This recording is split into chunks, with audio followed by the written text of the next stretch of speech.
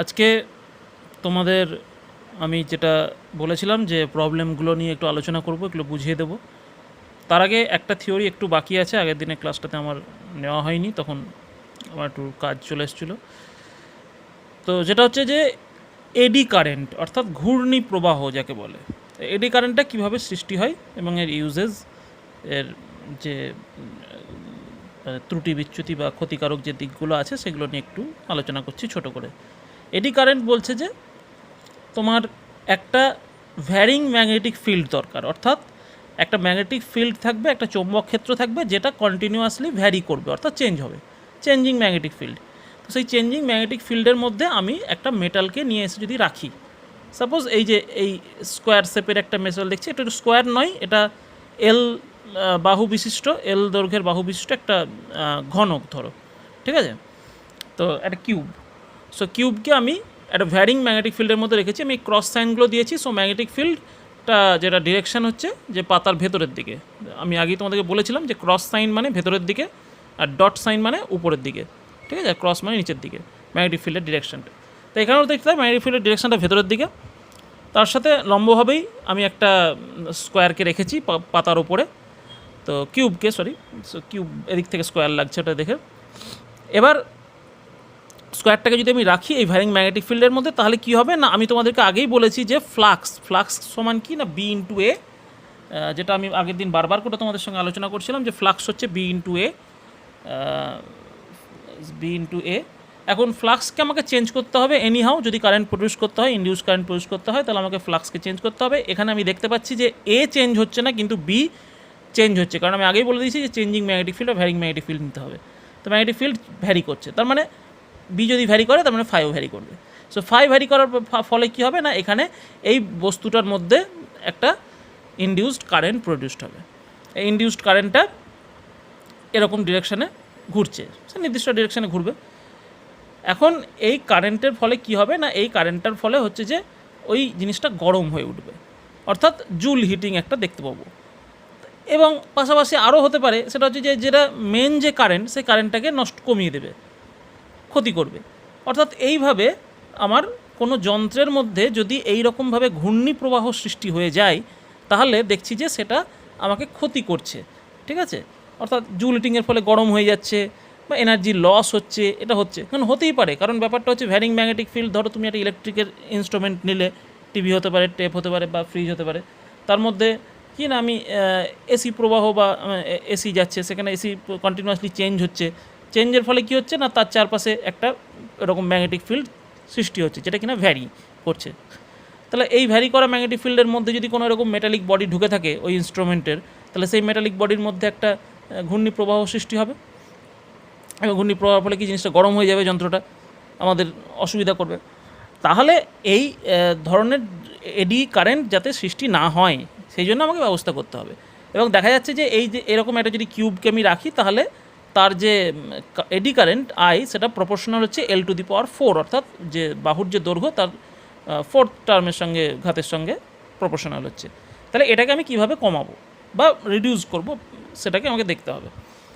কি বলছে না, এইরকম একটা সিস্টেম আমাকে করতে হবে, অর্থাৎ ল্যামিনেশন করতে হবে, এরকম করে পার্ট করে ওটাকে ভেঙে দিতে হবে, এবং তাদের মধ্যে একটা করে, এই মধ্যে একটা করে নন মেটালিক কিছু দিয়ে, পাত দিয়ে এটাকে বিভিন্নভাবে টুকরো টুকরো করে দেবো, অর্থাৎ এতগুলো ভাগে ভাগ করে দেবো। সেটা এন সংখ্যক হতে পারে, আমি এখানে 4টে দেখিয়েছি, 4 দিয়ে আমি করে দেখাই। তাতে কি হবে না, তাতে বলছে যে তাহলে এইটুকুর মধ্যে তখন এডি কারেন্টটা ঘুরবে, এইটুকুর মধ্যে ঘুরবে, এটুকুর মধ্যে ঘুরবে, এটুকুর মধ্যে ঘুরবে, ঠিক আছে?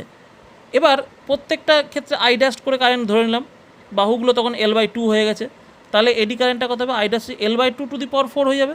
তো কত হচ্ছে, I dash L to the power 4/16 হয়ে যাচ্ছে, ঠিক আছে? এবার 4টে টুকরো ভেঙেছি, তাই আমাকে এই কারেন্টটাকে 4 দিয়ে গুণ করতে হবে, কারণ 4টে ব্লক আছে আমি দেখতে পাচ্ছি। 4 দিয়ে গুণ করলে কত হলো না, L²/4 হয়ে গেল। অর্থাৎ দেখো, এক্ষেত্রে যে কারেন্টটা আমি L² পাচ্ছিলাম, সেক্ষেত্রে আমি ল্যামিনেশন করার পর আমি দেখছি কি না, এল টু দি পাওয়ার 4/4 হয়ে যাচ্ছে, অর্থাৎ I/4 হয়ে গেল, অর্থাৎ আমার 4 ভাগের 1 ভাগ হয়ে গেল।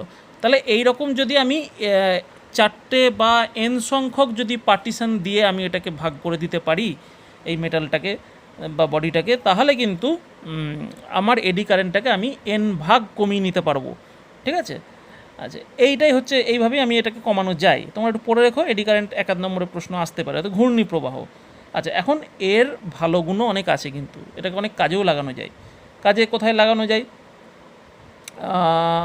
সবচেয়ে বেশি যেটা কাজে লাগে সেটা হচ্ছে ইন্ডাকশান কুকার। যে ইন্ডাকশান কুকার আজকের দিনে খুব প্রতিটা বাড়িতেই প্রায় ইউজ করা হয়, দেখবে খুব অল্প দামে পাওয়া যায়। ইন্ডাকশান চায়ের দোকানও থাকছে আজকাল।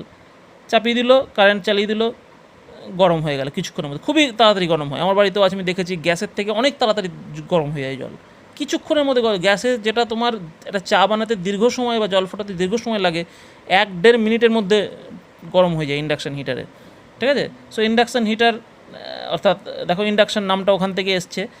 সেখানে এই এডি কারেন্টকে কাজে লাগানো হয়। একই জিনিস হয়, ওর ভেতরে একটা কয়েল থাকে, কিচ্ছু না, সিম্পলি একটা ভেতরে কয়েল থাকে, তার উপরে মেটালিক পাত থাকে। ওই কয়েলের ম্যাগনেটিক ফিল্ডটা কী হয় না, কয়েলের মধ্যে দিয়ে একটা এসি প্রবাহকে চালনা করা হয়। অবশ্যই এসি চালাতে হবে, কারণ এসিতে কন্টিনিউয়াসলি তোমার প্রবাহের মান দিক সব কিছু বদলাচ্ছে। ঠিক আছে? তাহলে কী হবে, অটোমেটিক ওইটা যদি বদলায়, তাহলে ওর জন্যে যে করসপন্ডিং যে ম্যাগনেটিক ফিল্ড তৈরি করছে সেই কারেন্টটা, সেই ম্যাগনেটিক ফিল্ডটাও বদলাবে, অর্থাৎ ভ্যারিং ম্যাগনেটিক ফিল্ড আমি পেয়ে যাবো। সেই ভ্যারিং ম্যাগনেটিক ফিল্ডের মধ্যে আমার যদি একটা এরকম ইয়েকে রাখতে পারি, মেটালিক পাতকে রাখতে পারি, সেই মেটালিক পাতের মধ্যে এডি কারেন্ট সৃষ্টি হবে। এডি কারেন্টের ফলে এডি কারেন্ট গরম হয়ে যাবে। তোমাদের আমাদের যে মিউজিয়াম আছে, সেই মিউজিয়ামে যদি কখনো দেখে থাকো, দেখবে একটা যন্ত্র আছে আমাদের ওখানে, মানে বেশ মজার জিনিসটা, একটা অ্যালুমিনিয়ামের ডিস্ক আছে। সেই ডিস্কটা আকাশে ভাসতে শুরু করে একটা সুইচ টিপলে। ঠিক আছে? তোমরা দেখে থাকবে অনেকে, আকাশে ভাসতে শুরু করে। এখন এই ভাসার কারণ কিন্তু হচ্ছে ওই এই ইলেকট্রোম্যাগনেটিক ইন্ডাকশানেরই ওটা একটা এফেক্ট। ওর নিচে একটা কয়েল আছে, আর কিচ্ছু না, সিম্পলি সো কয়েলের ওপর ওই জিনিসটাকে চাপানো হয়েছে। তো ওর মধ্যে, কয়েলের মধ্যে দিয়ে যখন আমি এসি প্রবাহ পাঠাচ্ছি, তখন ম্যাগনেটিক ফিল্ড প্রডিউস করছে। ঠিক আছে? এবং সেই যে তোমার যে চুম্বক বলরেখা যে পরিবর্তন হচ্ছে, সেই ভ্যারিং ম্যাগনেটিক ফিল্ডের ফলে কী হচ্ছে না, ওই ডিস্কের মধ্যে একটা তড়িৎ প্রবাহ হচ্ছে। ঠিক আছে? এবং এই প্রবাহের দিকটা কী হবে না, প্রবাহের দিকটা সর্বদা ওই ম্যাগনেটিক ফিল্ডটাকে অপোজ করার চেষ্টা করবে, অর্থাৎ ওটা বন্ধ করার চেষ্টা করবে। তাহলে কী হবে না, বিকর্ষণ করবে পরস্পরকে। এই বিকর্ষণের ফলে কী হচ্ছে না, ওই তোমার থালাটা শূন্যে উঠে থেকে যাচ্ছে। ও কিন্তু ওখানে থাকতে পারবে না, কিন্তু শূন্য উঠিয়ে দিব ওটাকে সবসময়। এখন এই থালাটা ফাঁকা বলে উঠে যাচ্ছে।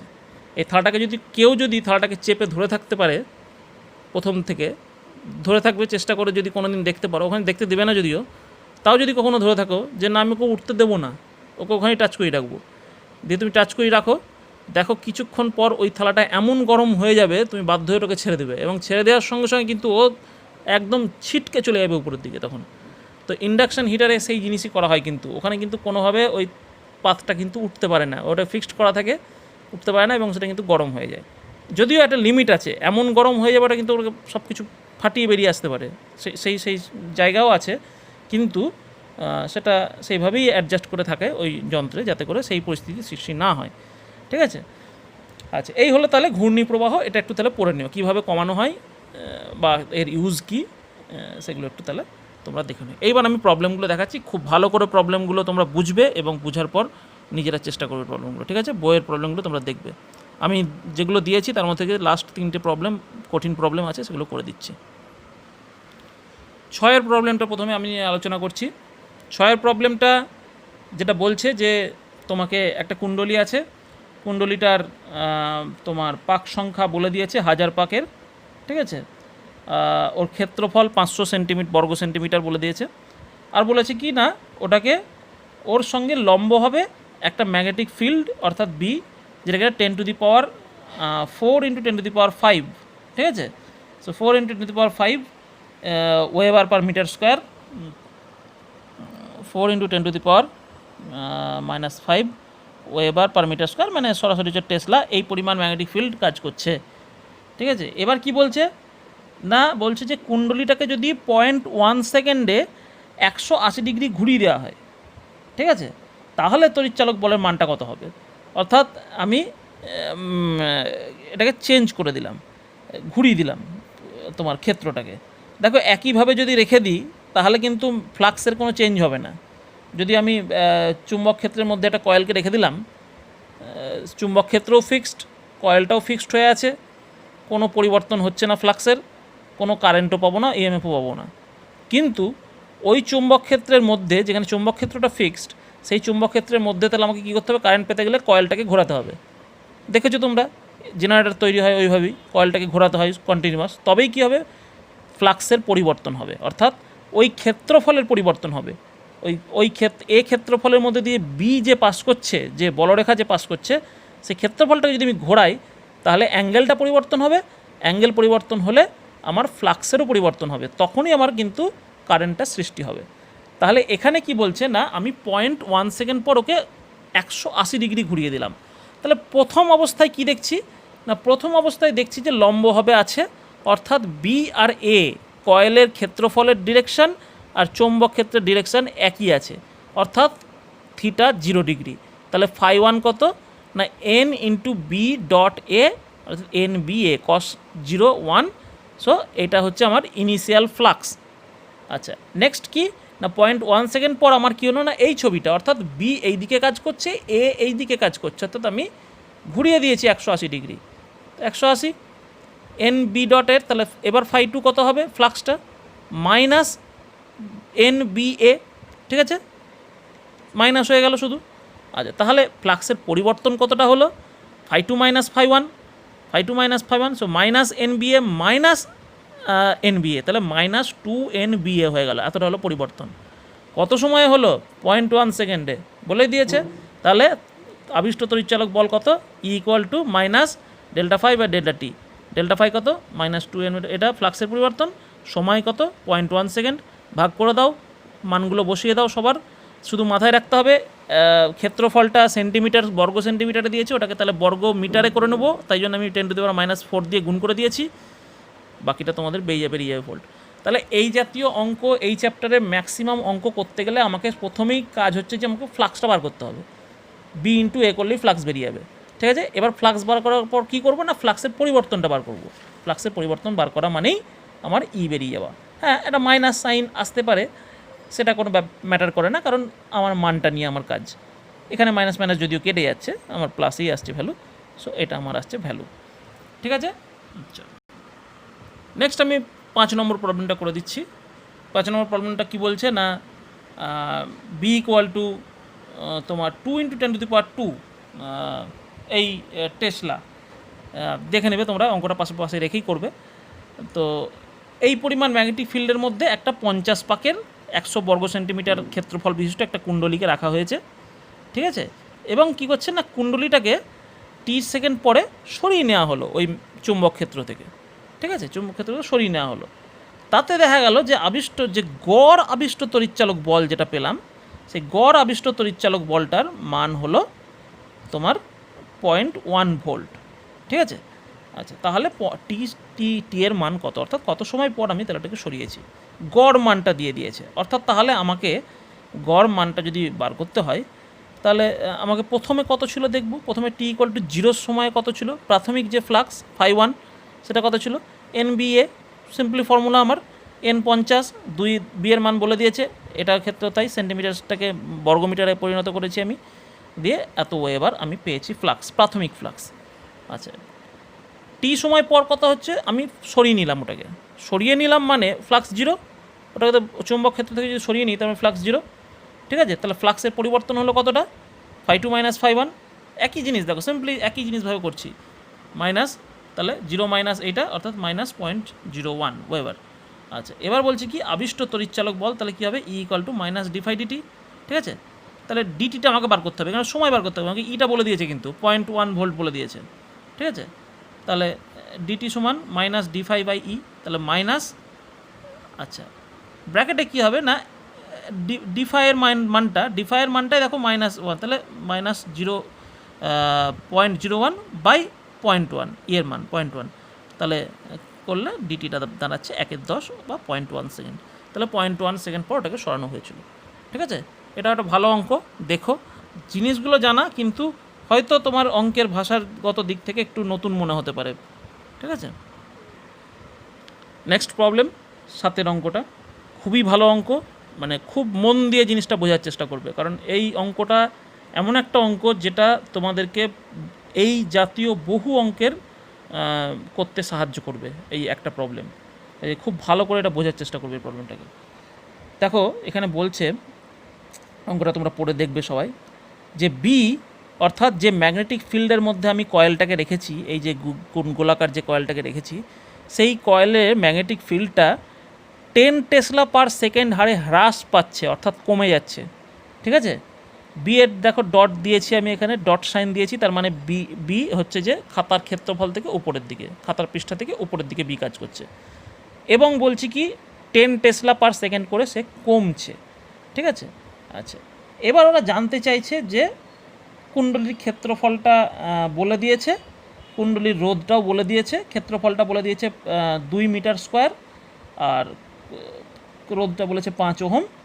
তাহলে বলছি যে আবিষ্ট প্রবাহের মানটা কত হবে এবং দিকটা কত হবে। দেখো, মানটা নিয়ে আমি বিন্দুমাত্র চিন্তিত নই, কারণ মানটা তোমরা বার করতে পারবে। তোমরা ফাই বার করতে শিখেছো, ফাই বার করতে শিখলেই খুব সহজেই তোমরা সেখান থেকে বার করতে পেরে যাবে, অর্থাৎ ইএমএফ, আবিষ্ট তড়িৎচালক বল বার করতে পারবে। আবিষ্ট তড়িৎচালক বল পেয়ে গেলে ওকে আর দিয়ে ভাগ করে, রোধ দিয়ে ভাগ করে দিলে কারেন্টটা পেয়ে যাবে। সো ওটা নিয়ে আমার কোনো চিন্তা নেই। আমার চিন্তা হচ্ছে যে এই আবিষ্ট যে তড়িৎ প্রবাহটা আমি পেলাম, সেই আবিষ্ট তড়িৎ প্রবাহের দিকটা কী হবে না, যেখানে চুম্বক ক্ষেত্রটা আমি দেখতে পাচ্ছি যে উপরের দিকে যাচ্ছে, এদিকে। এখন তোমরা একটা জিনিস ভালো করে দেখো, যে যখন আমরা একটা চুম্বককে দেখি, অর্থাৎ এই দিকে আমি চুম্বক ক্ষেত্রের দিক হচ্ছে পাতার ক্ষেত্র থেকে, পাতা থেকে উপরের দিকে, তার মানে বলরেখাগুলোর দিকও তাই, খাতা থেকে উপরের দিকে, খাতা থেকে এইভাবে উপরের দিকে উঠে আসছে তারা। আচ্ছা, এখন তোমরা দেখো আমি এখানে ছবিটা পাশাপাশি দিয়ে দিয়েছি এই কারণেই, যেটা বার চুম্বককে যদি নিয়ে আমরা কী দেখি, বলরেখাগুলো এন মেরু থেকে বেরিয়ে আসে আর এস মেরুতে গিয়ে ঢোকে। ঠিক আছে, তাহলে যখন কোনো ক্ষেত্র থেকে বলরেখা বেরিয়ে আসছে, তাহলে সেই দিকটা অবশ্যই এন মেরু, আর যখন কোথাও গিয়ে বলরেখা গিয়ে ঢোকে তখন অবশ্যই সেটা এস মেরু। ঠিক আছে, বলরেখা গিয়ে যখন প্রবেশ করে তখন সেটা এস মেরু।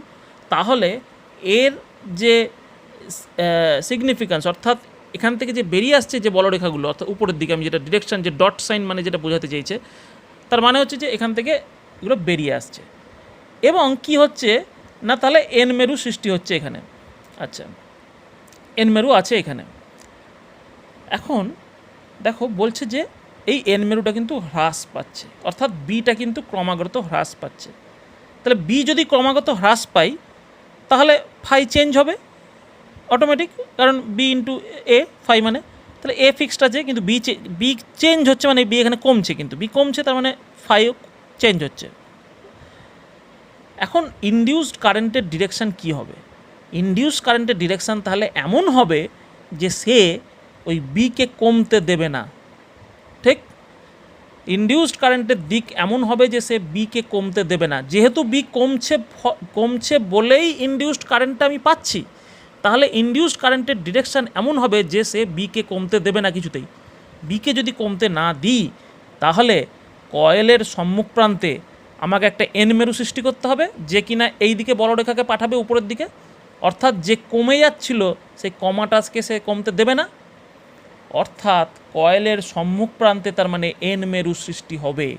আর একবার শুনে নেবে ভালো করে কি বললাম, যে ইনডিউসড কারেন্ট বা আবিষ্ট তড়িৎ প্রবাহের দিক এমন হবে যে কিনা এই চৌম্বক ক্ষেত্রটাকে, এই দিকে যে চৌম্বক ক্ষেত্র পৃষ্ঠার উপরের দিকে, সেই চৌম্বক ক্ষেত্রটাকে কমতে দেবে না।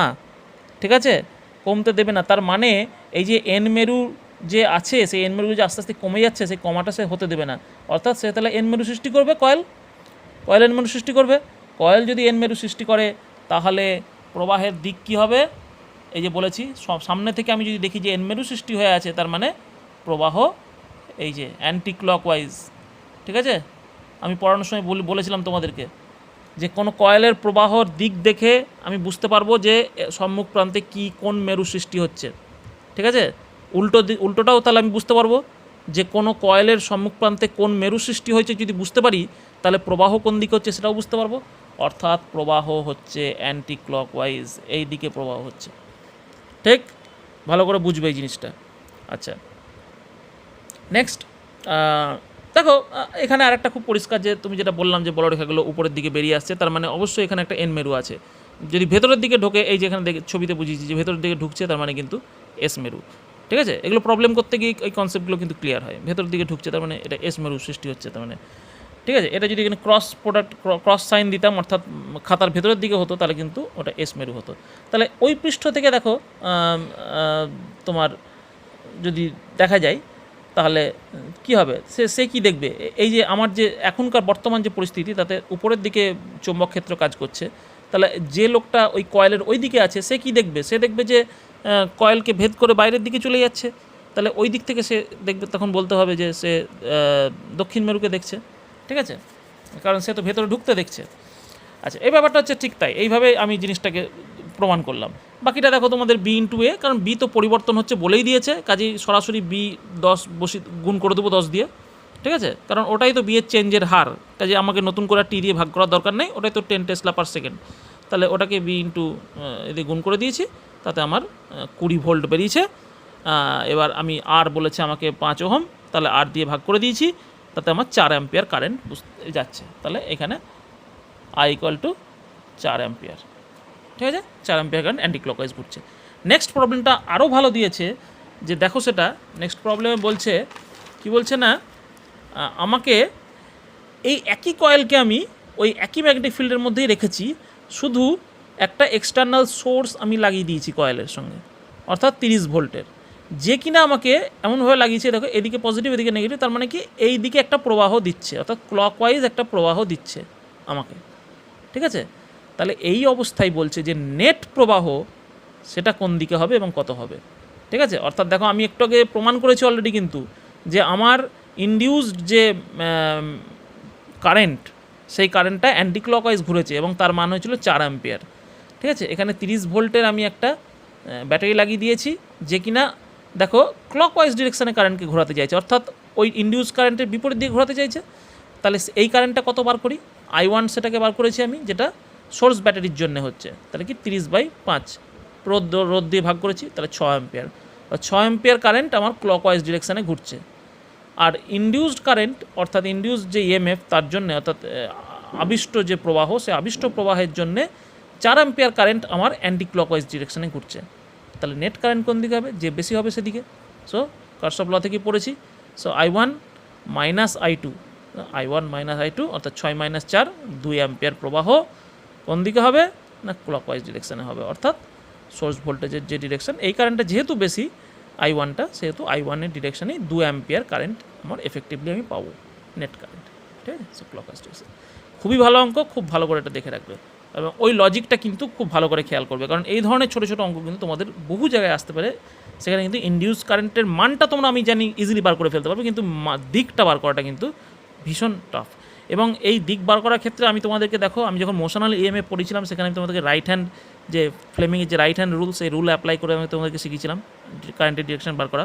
এখানে আমি আরেকটা নিয়ম করে তোমাদেরকে শেখালাম, যেক্ষেত্রে এই ধরনের ক্ষেত্রে এখানে কিন্তু রাইট হ্যান্ড অ্যাপ্লাই করে একটু মুশকিল, তাই এই নিয়মটা বোধহয় সেক্ষেত্রে সুবিধা হবে। ঠিক আছে, বাকি অঙ্কগুলো তোমরা চেষ্টা করো করার, ওগুলো আশা করছি তোমরা সবগুলোই পারবে। না পারলে বইয়ের যে করে দেওয়া অঙ্ক সেগুলোর হেল্প নেবে, তারও যদি না পারো আমি করে দেবো, অসুবিধা কিছু নাই।